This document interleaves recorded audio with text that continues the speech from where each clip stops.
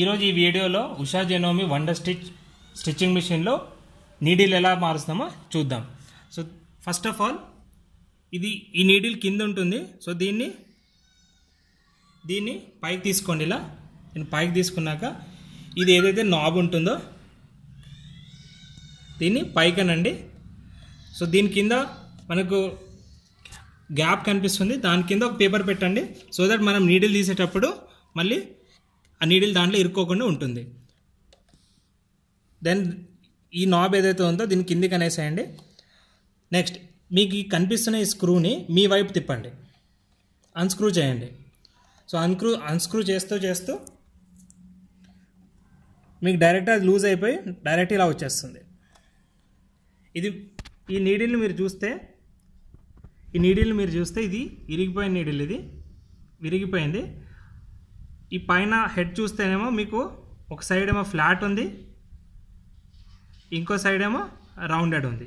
ఈ rounded side అనేది మీ side ఉండాలి, అండ్ ఫ్లాట్ సైడ్ ఏమో ఆపోజిట్లో మిషన్కి పెట్టాల్సి ఉంటుంది.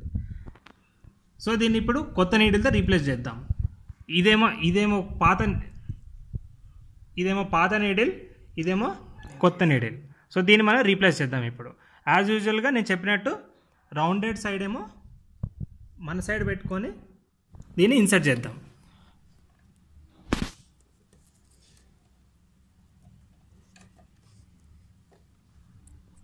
దీన్ని కొంచెం పైకి అనుకుందాం.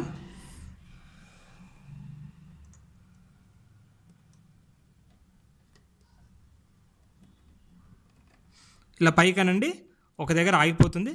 దెన్ మళ్ళీ ఈ స్క్రూ ఏదైతే ఉందో దీన్ని మళ్ళీ టైట్ చేసేసేయండి. టైట్ చేశాక మళ్ళీ ఈ నాబ్ని కొంచెం పైకి అనేసి పేపర్ తీసేసేయండి. యాజ్ యూజువల్ సెట్ అయిపోయింది. దీంట్లో ఒక ఇంపార్టెంట్ ఏంటంటే, జనరల్గా మనం ఏం చేస్తామంటే ఈ సెలెక్టర్ బటన్ని సెలెక్ట్ చేసేటప్పుడు ఈ నీడిలు ఇలా కింద ఉంటుంది.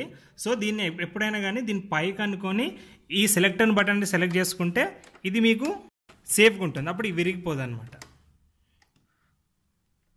Thank you.